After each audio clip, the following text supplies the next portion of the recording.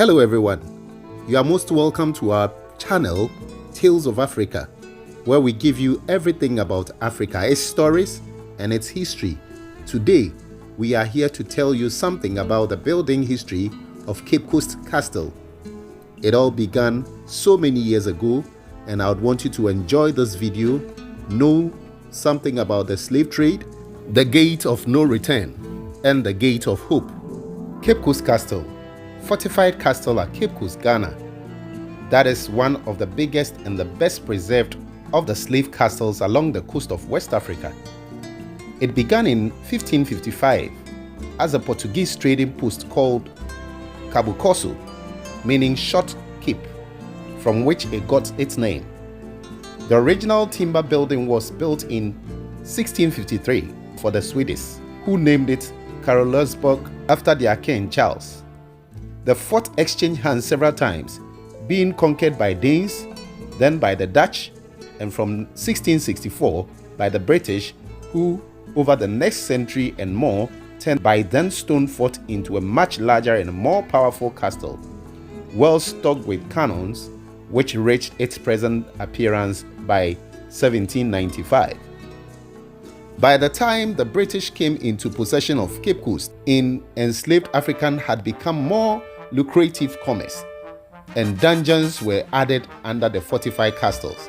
In the 18th century, Cape Coast was one of the principal shipping points for slaves across the Atlantic, and at any one time, up to 1,500 Africans were held in the castle dungeons waiting for the next slaving ship. The conditions in the dungeon contrasted sharply with the housing and offices above that were enjoyed by the British within the castle walls. Though the British abolished the slave trade in 1807, it did not come to an end in Ghana until 1850. From 1821, Cape Coast Castle was briefly the seat of government of the British colony. And these are some of the masonry tools that were used in the building of this this huge project. These are some of the bricks. This is the nature of the bricks and the stones that were used. And these are ancient tools that the masons used. So we have the oyster shell, the burnt oyster shell, the lime powder, timber flutes. Then we have small and standard size bricks, then the marble tiles and flat stones. These are the things that we are talking about. Right.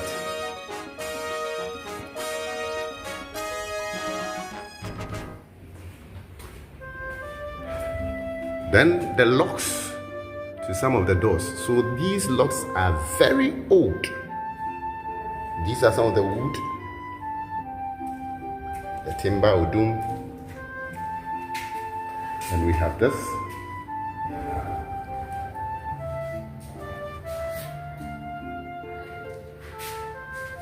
Then we have the construction technology here.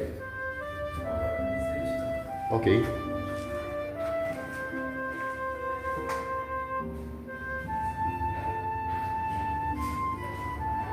Then we have the construction materials.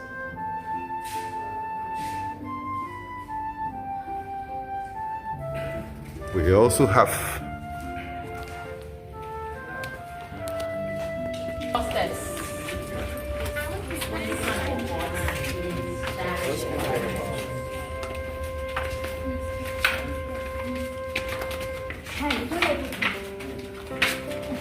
we are waiting. Come down.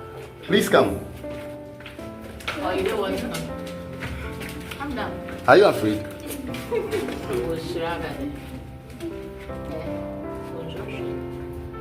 Alright.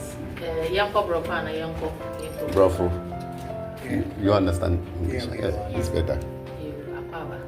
Thank you. Alright. I warmly welcome you. Now we are in the Bell Slave Dungeon. Very soon, after the brief introduction, we'll go down there. We'll come to the cemetery of Cape Coast Castle. We walk on top of the underground tunnel as where enslaved Africans were led into the door of no return. The female dungeon is there, female cell, condemned cell, and also the governor's residence up there. But basically, there are 3 castles and several forts. Please, let's move this. Sorry for the interruption.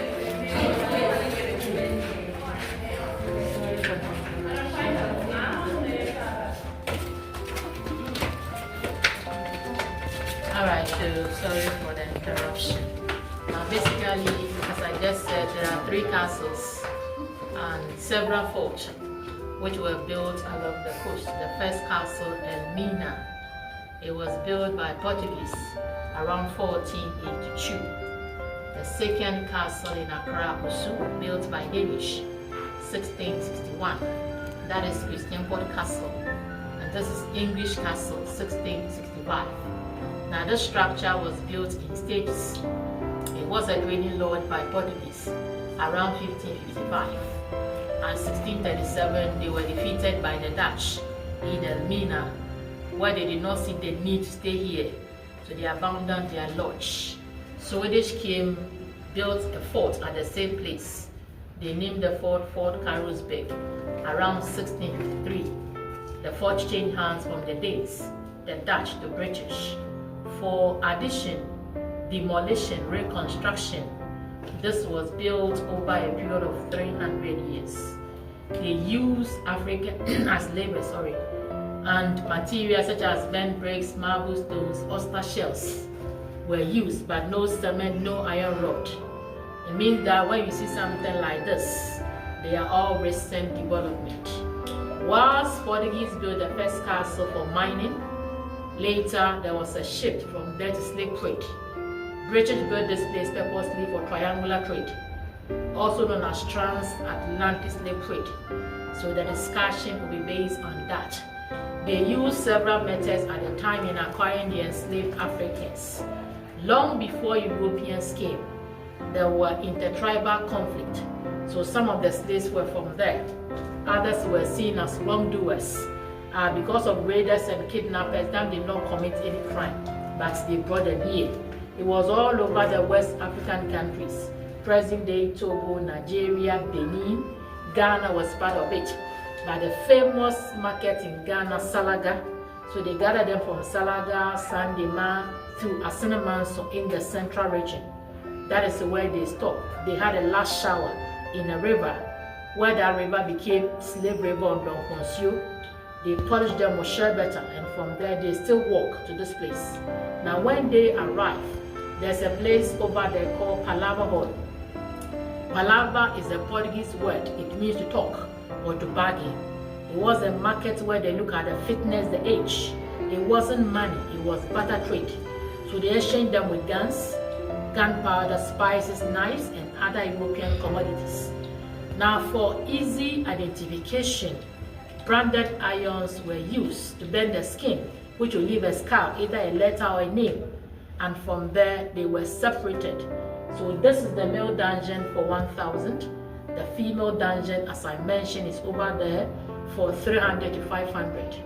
Officially, the castle was open to public. Is it 1,000 human beings? 1,000 human beings. Okay. But this is the male dungeon. So male dungeon, this place for 1,000. Yes, and the female dungeon for 300 to 500. What is the size to take 1,000? We'll do the talk step by step. All right. Gradually, then you compare. Okay. So officially, the castle was open to public way back 1974, listed by UNESCO in 1979. You now see a World Heritage Site, a nice structure with a very sad story.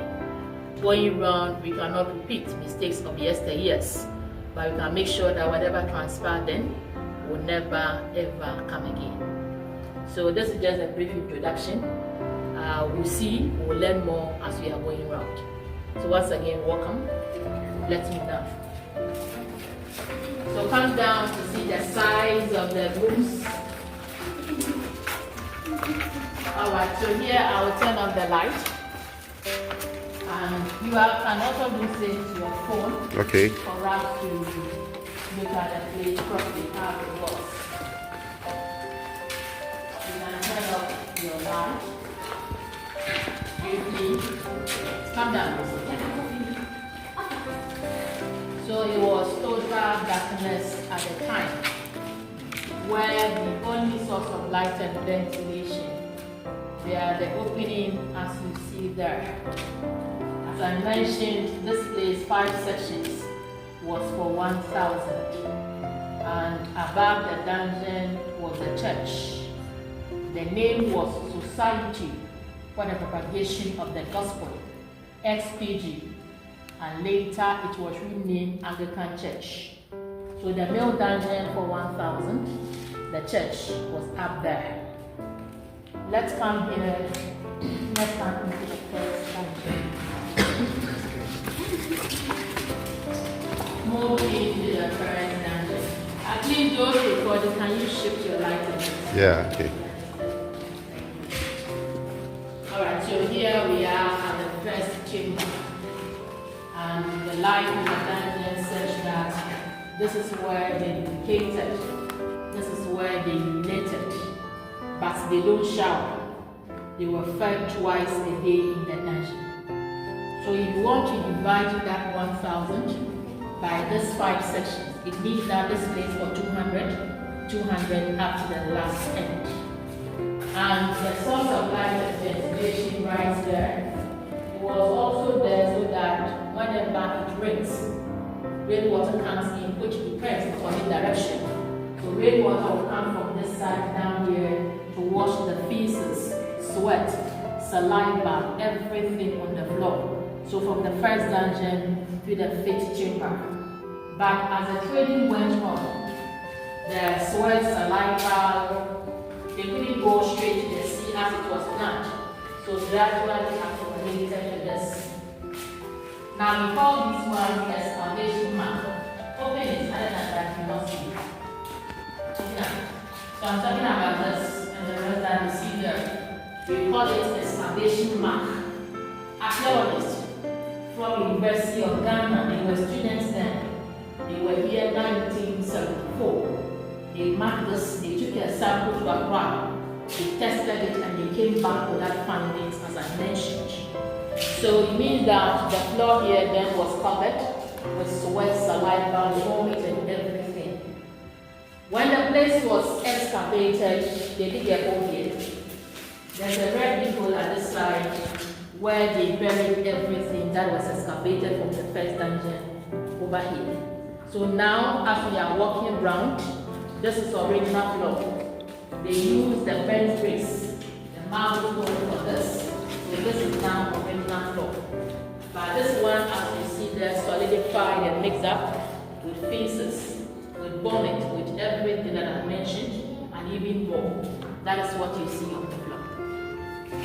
So moving on, you are not walking on the original floor. This is not original.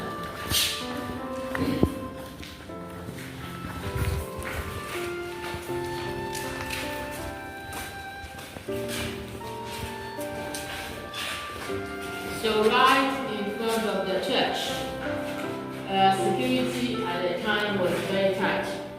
Now because British came others from the fort, as they were here, inside the dungeon, security was tight. Outside there, they have those cannons and cannonballs. So this is the people right in front of the church. It was there so that when there is any unusual noise, as a soldier, either you are in the church or around that place, you won't see anyone through here. But because of the echo, you hear that there's noise all over in the dungeon, where they want me to see what is going on. So those over there, you don't see them by here. That is what's happened at the time. So this is the 3rd dungeon.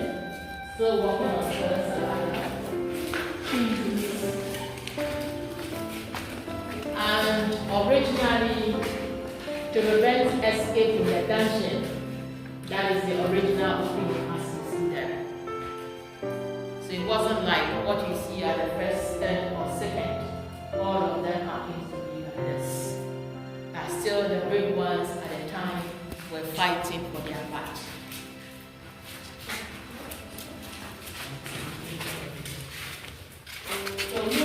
right here, we have come to the last section. Now, in plantations over there at the time, it wasn't Africans that they used. They were using the Red Indians, also known as Native Americans, to work. But because those ones were dying, they relied on the Africans. So they had natives there. We also have the natives on our land before Europeans came. Now looking at this is a shrine, a god of the land by name Nana Tabiru. This was here when the castle was not built. It was not meant for slaves. It was meant for the indigents on the land. They have access to come and worship. But when the British were developing the fort, the indigents were not having chance to come around. So their leaders performed rituals. They removed everything from this land, from this place. And when slave trade was over, they brought it back.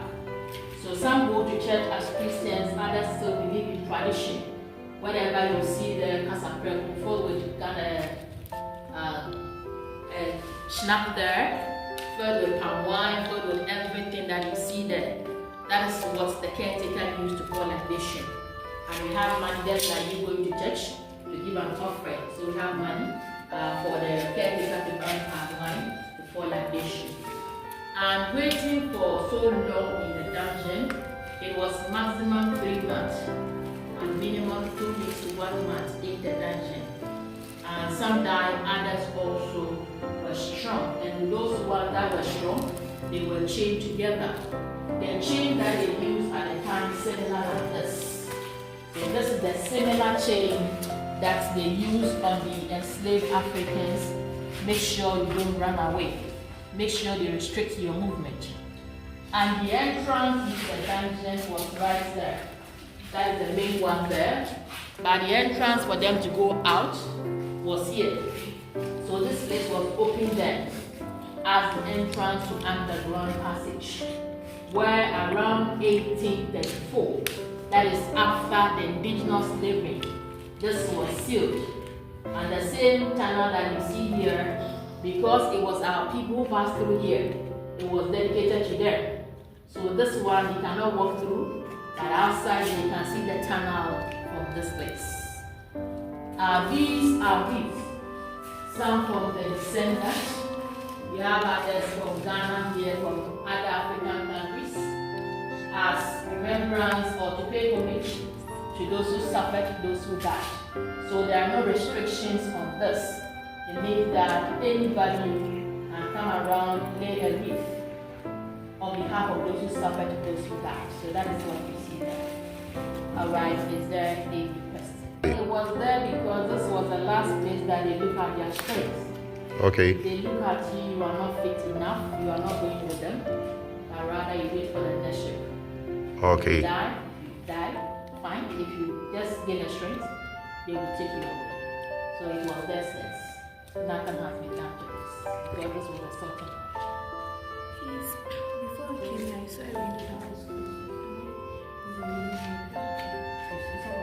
a window that was closed up with weights. I want to know why that was. Why that? The one that has been sealed there. Because they were not using it. They don't come here, so they were already in the church. And that place that Alright, you shall come and read this for us. In everlasting memory of the anguish of our ancestors, may those who died rest in peace. May those who return find their roots. May humanity never again perpetuate such injustice against humanity. We, the living, vow to uphold this. Alright. So this is an emotional message from the National Council of Chiefs. The first manifest, that is an African Historical Theatre Festival. And the message from the chiefs, because some of the chiefs at the point supply them with the enslaved ones. So this is their message, to say they are sorry, they were ignorant at the time. And the same message here is also a lesson to all of us. And as you know, slave trade is no more. That is why the dungeons are empty. And nowadays, a whole lot is still going on. Taking a revenge, we are not changing anything. But if all of us decided they are going to educate people, that whatever is going on, people are involved, they all put a stop to it. So this is a magazine as to where they kept ammunitions. It was only the cannonballs and gunpowder. So they were retrieved from here to that place. So as you go there, we'll see how they use those ammunitions. And just as my wonderful family are here today, 11 July 2009, the families were here. Now the plaque was unveiled by President Barack Obama and First Lady Michelle Obama. Obama from Kenya, the wife from here, and the people were affected. So Michelle Obama created the Ancestral route to this place. And they also came here to visit our late President Mills. So that is why you see this plaque, which was unveiled by husband and wife. And Cape Coast as the first capital before Accra, 1877. Offices here, governors, residence over there. In the introduction, I made mention of Palava Hall. So that is the second floor. The guided tour will take us there. It was a market as where they look at the fitness. They have their own special people, doctors, nurses there to look at them, examine them very well. They were examining them because some at the point were not strong. So if they look at you, you are not strong to fit the dungeon. You work here as a domestic slave. And if you are strong, you'll be in the dungeons. So this was a cemetery at the time with several graves. And 1996 was the second excavation. So currently, you see only 4 identified graves. This one is a gentleman from Cape Coast. The 3 there are all European graves. In connection with the church, which initially was for they themselves, they were not preaching to the people down there. They were not going out to do the same. They were preaching to themselves. They were Christians doing their business, and they were also the ones attending the church business and Christianity. So at a point they look at this way that Islamic is spreading fast. Let us also go out to do same. But because of our challenges as language barrier, they were dying of malaria, yellow fever. They couldn't go out to do that. So they decided to train African boys. For Cape Coast, they selected 3 boys, and those boys were baptized. They named the boys Thomas, Philip, and William. They were sent to England for training, but as they went there, William and Thomas died. The last person that survived was Philip, and Philip was born on Wednesday, so the name was Peku. But British couldn't pronounce the name Peku, where it was anglicized to Peku. So he killed there as Philip Peku, a native of Cape Coast, the son of one of the African suppliers. So because of his relationship of the father, he came back as the first African priest of the Anglican Church, was also the headmaster of Cape Coast Catholic School. So the same place here was a classroom. It was a school for their own offspring, and later they spread education. So Philip was born in 1741. He died 1816.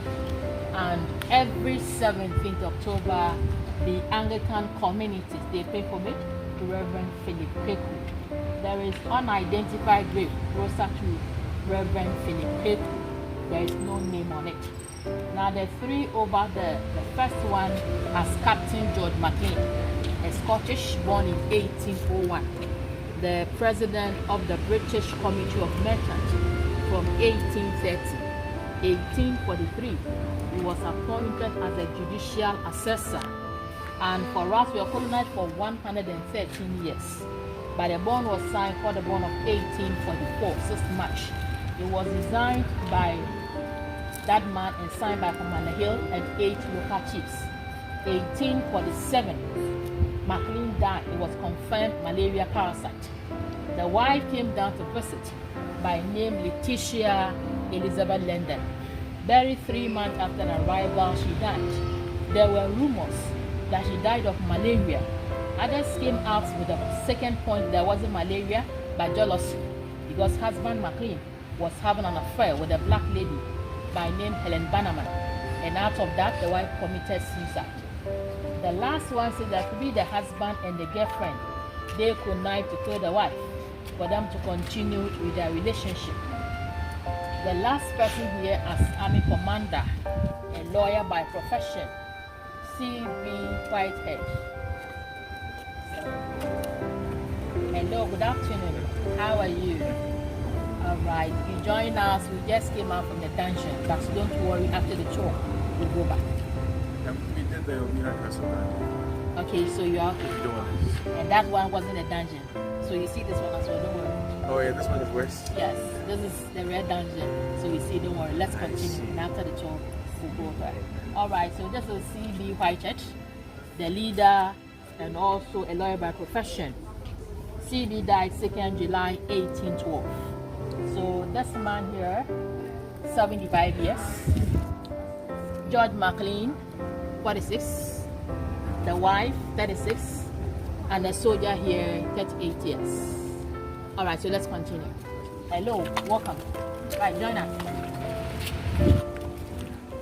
All right, so this is the first one, as I talked about. Philip Kweku, a native of Cape Coast. This is it. Unidentified grave. Because the whole place at the time was a cemetery. It wasn't a cemetery for slaves. Cemetery for masters and those that they trained.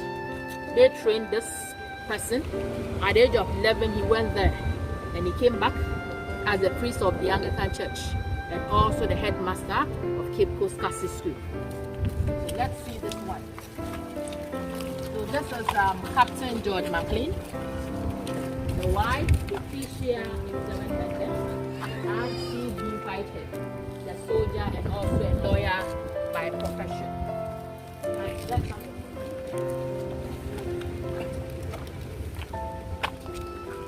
Okay, please let's come closer.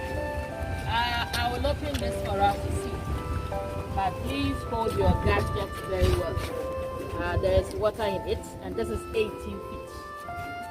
So I will open it. You can just snap, you can come closer, but be careful. No insurance for you. So you need to be very careful as you are looking at that. That's the well? This is a water system. It is not a well. The reason why it is not a well is that the water you see, it is not coming from the ground. Then it was rainwater collected from the small, okay, we have 5 there, channel to the system. And as I speak, this water now is from this. So it is no more rainwater. It is not a well, but now pipe-borne water. We use it when there's no water in the wash machine. Then they used to fetch. But because of technology, we have machines that they can just pump this water. 80. This is 1,000 gallons of water.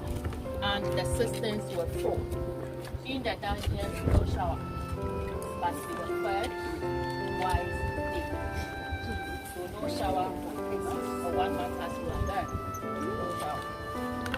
The Mountain village was where they had a last shower. So if you don't shower for 1,000 years, you are not going to die about food and water. So if you don't bath,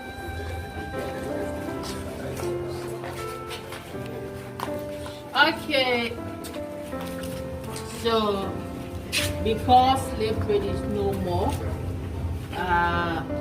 we'll go in and all of us will come out alive. Now this was a death cell at the time for men fighting for their rights. The dungeons as we went there was a waiting room where all of them were there. And those that to them, they were stubborn, asking questions here and there. They were the ones that were condemned. And this is a cell, but it wasn't an ordinary cell. It was a room of no return. It was a condemnation cell. So first of all, I want you to do like this, and let's all come in. If you are shot, you are lucky. If you are not shot, kindly go down. If there is a space, kindly go down.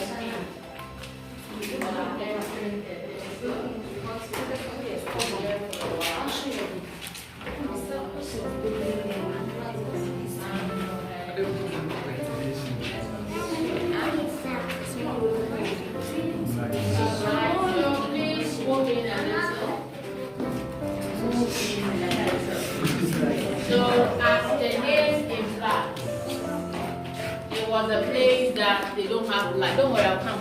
Okay, no problem. So what I'm doing here is that I want to off the lights like this. And shadows.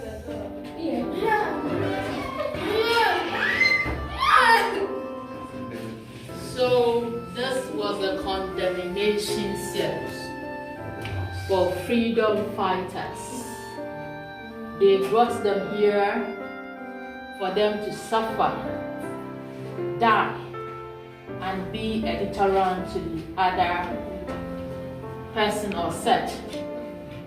On this side, please quiet, not more than 72 hours, you will die.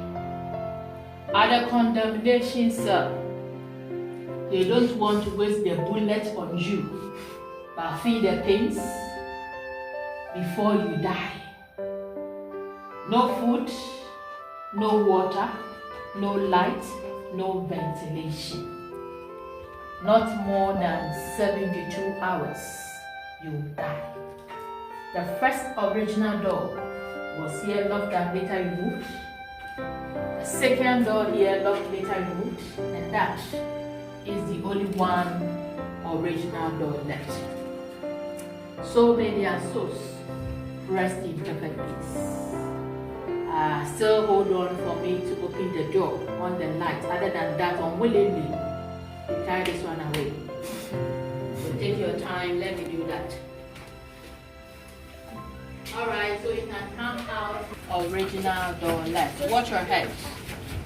You need to go down very well. Yes.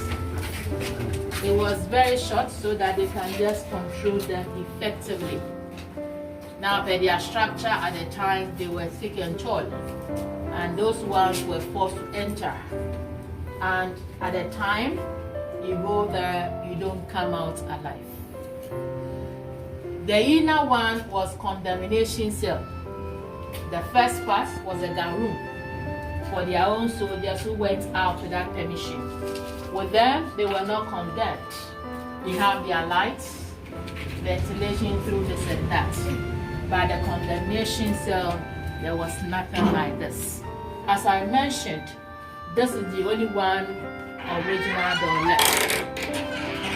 This is not a wood from Ghana, but from England. They call it pinch punk.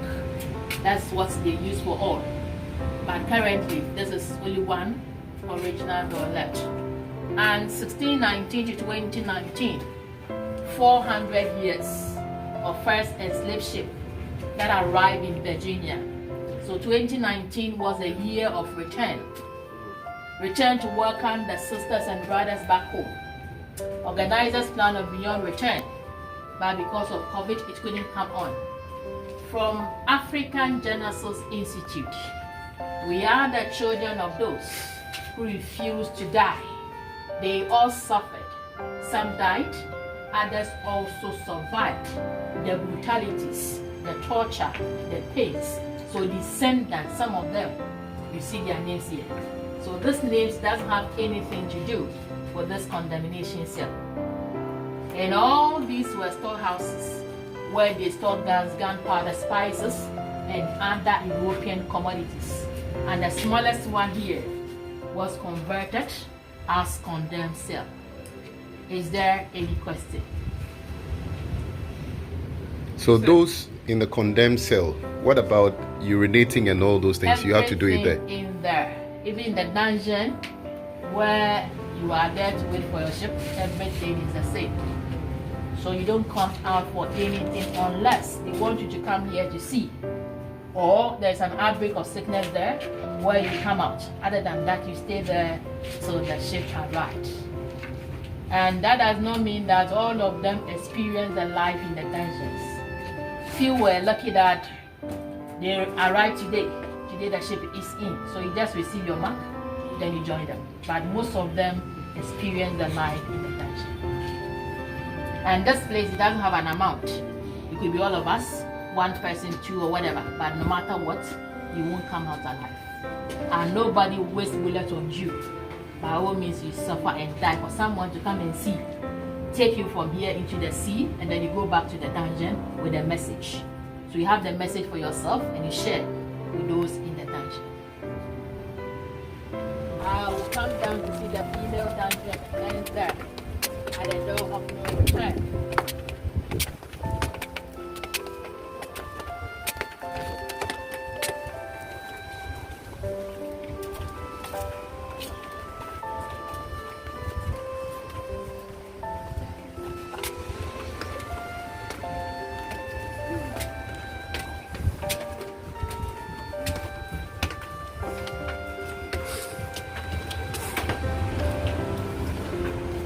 So are these ones original floors too, or? Okay.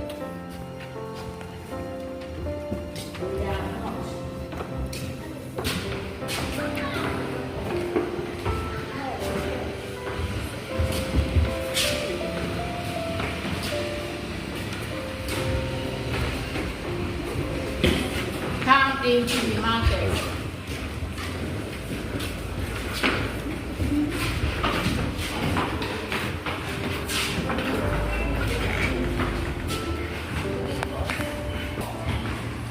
Alamba Hall as the ancient door, as a slave market, where you look at the fitness, the age, before they separate them into the dungeons. It is now a conference room. Everything from top to down, they are all new, but the space is still the same. Conference room, where you see those chairs there. Everything here, they are new. All right, so let's move on to the fourth governor's residence of the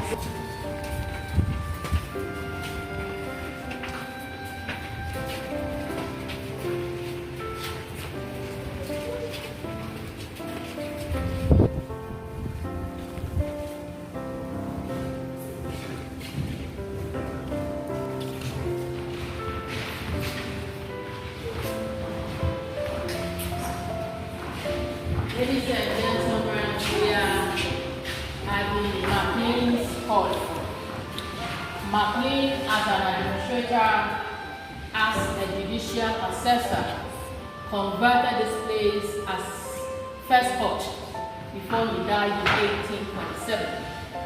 The only one original door left is what you see at the death cell. Outside here, this is also original floor. Let's work on it. They are strong, so don't be scared. These are marbles, so we are working on the original floor. And the first capital till 1877. British soldiers at the time were here. So this was the barracks. And when British left Cape Coast to Accra, please, can you move to the side? Leave the camera and come here. So Ghanaians also converted this place as prison yard till 1993. It is now at market. Apart from the three castles, there are several forts to protect themselves and the interest of the trading. For Cape Coast, the first fort is over, not this one. The one over there, behind the church, for William.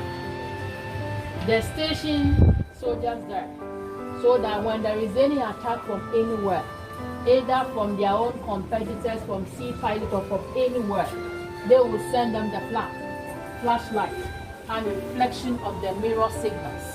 So watchtower Fort William, also known as lighthouse, and this was a communication room. And the cannons and cannonballs, they mounted them all around in case of any attack. Now we call this area Chapel Square. The Anglican Church, Catholic, and Methodist Church. Elmina and Cape Coast, they are close. Just about 15-20 minute drive.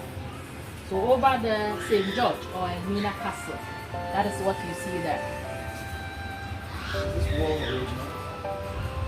This one, yes. This wall is original? Yeah, but the cement work that you see, they are not original. So we have added cement to it. Cement work that you see, they are not original. But this is the original that they used to separate themselves from the enslaved ones. Carefully, get a signal from the fort. and governor's bedroom and a hall. So having seen the male dungeon, the male cell, let us go up there to compare the bedroom and the hall.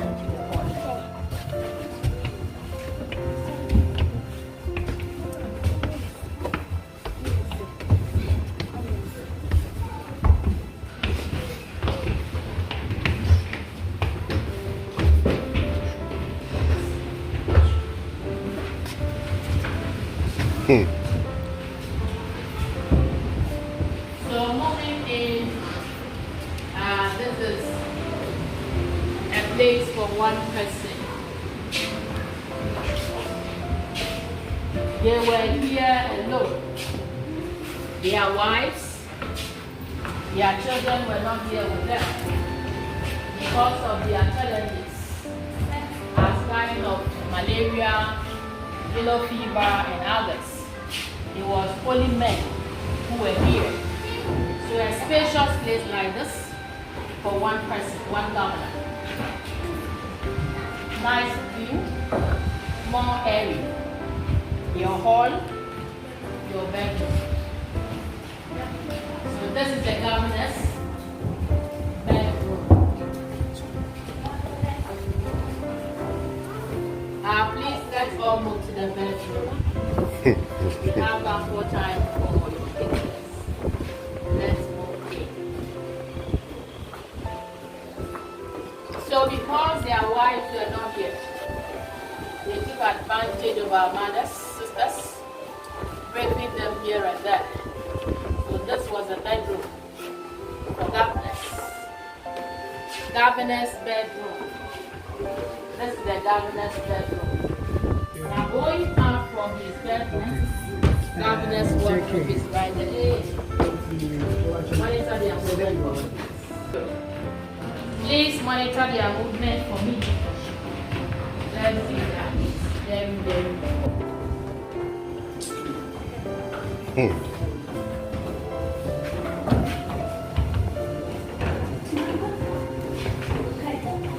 So the reception area as where they enjoy themselves.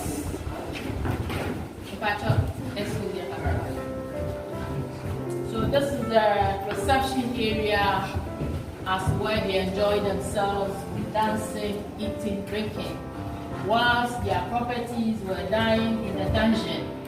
And to strengthen their defense, down there are cannons and cannonballs. Over here there are more cannons as well, all to strengthen the defense. And this was the waiting room for visitors. Those that want to see the governor, you don't go there straight away, but rather you wait at the reception. Alright, so let's go down there to see how the ammunitions were used. Let's go this way.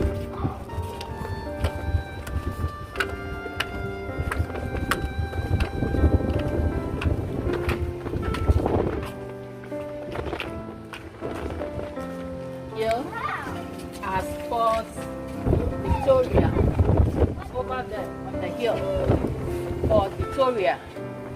So these two forts protects them in case of any attack. And this is a communication room.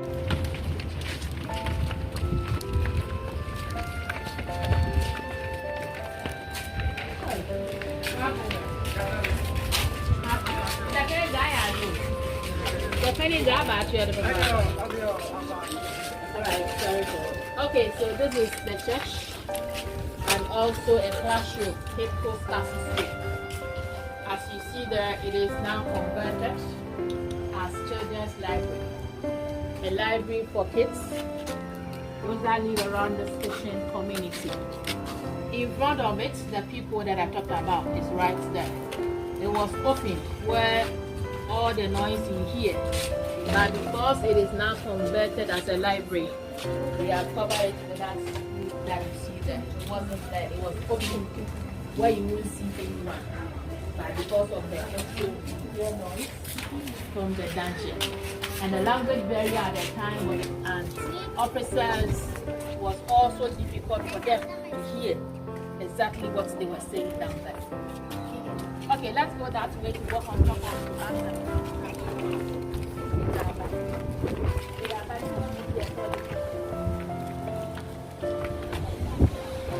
right, we are walking on the underground tunnel. With the captives, they entered from where the shrine is. At the fifth chamber, I talked about the underground passage. So they entered from there. This is where they walked, where they were led into the door of no return. And these are the cannonballs. The ones here are mortar balls. Now let's come closer to them. So with the cannonballs, when there is any attack, as soon as they receive the signal from the fort, they will also pack the cannonballs into the cannon from here. And this small place for gunpowder, you let mature, which will drive the ball over a kilometer to destroy the ship. They are all original cannons and cannonballs. But as you see them, it doesn't work anymore. The water systems at the time, they were 4. 2 here and the remaining 2 over here. So we use the 2. We don't use the 2 anymore. So we are working on the underground tunnel. So is the opening now sealed? Just the entrance and the exit. Okay. But at the middle of it, we are going to have a look. Okay.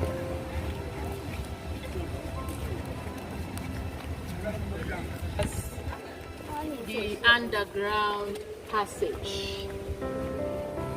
It is also unfortunate that to signify the end of whatever they introduced, whatever we're doing before they came, the entrance over there has been sealed.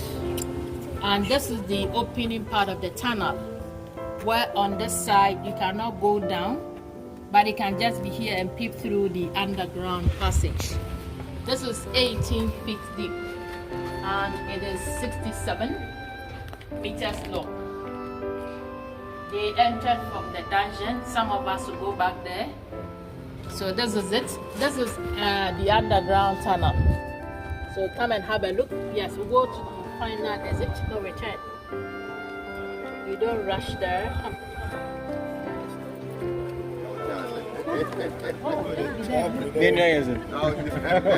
Where on this side they recount to compare. Let's say 900 survived, 800 survived. Are they all here? Or some are hiding in between the tunnels? So the brave ones were fighting for their rights. It doesn't mean that they were not doing anything about what they were going through. The brave ones were fighting for their rights. So apart from being punished at the condemned cell, they have other punishments as well. Caning them mercilessly for another person to see as a lesson. Alright, so it is a continuation of the underground passage.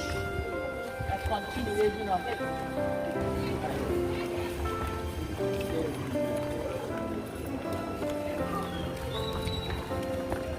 Underground passage. They walk through the tunnel. At the middle of it, they ordered them to recount, and this was the exit of it, where they all came out from here to that side and to the door of no return. They were still in chains. They chained them either 5 or 10. Make sure you don't escape. So those that survived, those that were strong, they were the ones that were taken away to cross the Atlantic Ocean. One family were here, but on this side they were separated. That is why we have the male dungeon and the female dungeon. But with little ones like this, we don't have separate dungeons for them. 8 years, 9 years, 10 years. And slave trade lasted for more than 200 years. So if you are with that age, by all means. Alright, so this is the female punishment cell. For those that attempted to run away, and also those that refused to be raped. This is the punishment cell. The door was here, which was later removed. Now with food and water, because it wasn't a dead cell for you through here, and that is a place for sweat, saliva, vomit from the milk dungeon into the sea.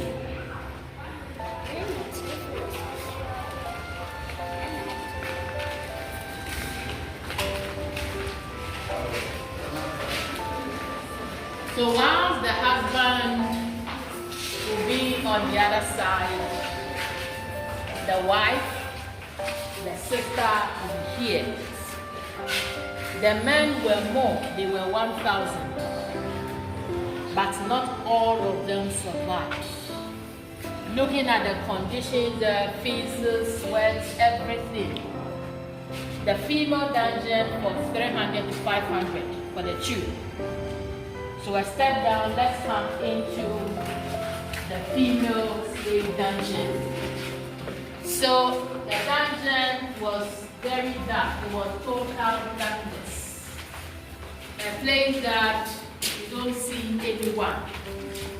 A place that your only source of light and ventilation through the small opening as you can clearly see. This is where they have their menses without shower, where the blood will flow down for 5-7 days.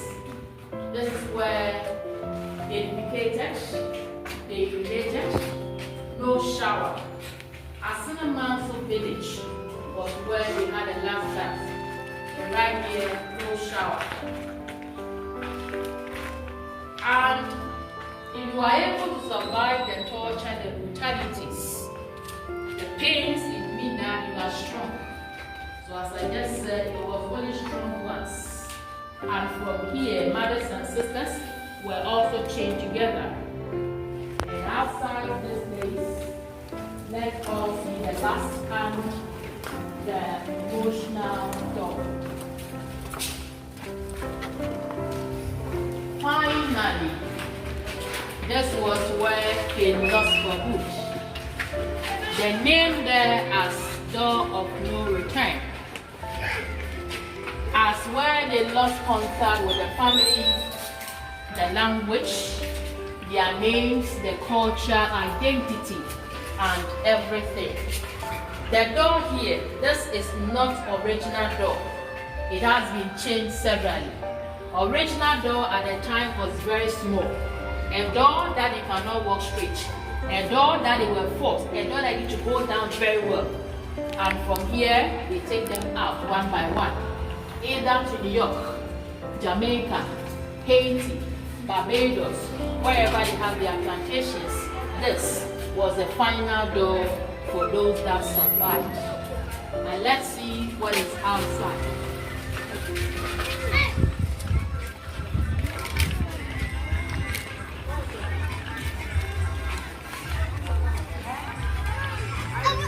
Now a very big fishing community.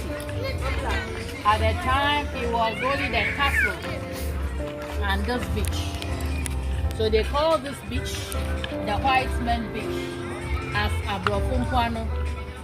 When the ship arrived, the ship would anchor there, where at the shore they packed them into small boats which were similar like the canoes and transferred them into the ship. In the ship, you don't sit. They pack them flat on top of each other, still in chains. That is how they pack them, and they take them away. They also spend months to cross the Atlantic Ocean. With the officers here, whenever they want to come out to see anything, because this place was very small, they don't use this, but they want to walk straight. So this was a staircase for their going and coming in. The area here is now a very big fishing community. It is only Tuesday that they don't go to fishing where the place is very quiet. But today, as you see, it is very, very busy. Now they lost for good at the time because there was no assurance for any of them to return to their motherland. But as we are here as the descendant, let's turn and look at what we have there. So it was the door of no return. And now, as you see there, the sign as door of return. This is a ceremony rituals to welcome the sisters, the brothers back home. It was 1998, 1st August, Emancipation. With that one, 2 caskets returned from New York and Jamaica containing the skeletal remains of a lady by name Madame Crystal, a gentleman Samuel Carlson. They brought them by air with the family to Accra.